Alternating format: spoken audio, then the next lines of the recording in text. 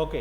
So, ఈరోజు సెక్షన్‌లో మనం జాయిన్ అనే ఒక మోడిఫైయర్ గురించి మనం నేర్చుకుందాం. సో, ఇక్కడ మోడిఫైయర్‌లోకెళ్ళి జాయిన్ అనే ఒక కమాండ్‌ని ఇవ్వాలి. లేదా కీబోర్డ్‌లో జే అని చెప్పి ఎంటర్ కొడితే మనకిక్కడ మల్టిపుల్ ఆబ్జెక్ట్స్ అనేది మనకి సెలెక్షన్ చేయమని అడుగుతుంది.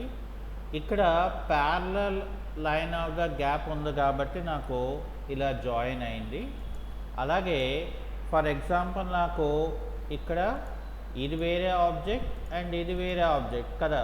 సో కాబట్టి ఇక్కడ ఏం చేస్తానంటే నేను జే అని చెప్పి ఈ ఆబ్జెక్ట్ని సెలెక్ట్ చేసి ఎంటర్ కొడితే మనకి రెండు ఆబ్జెక్ట్స్ కూడా మనకి ఒకటిగా అయిపోతుంది. ఓకే.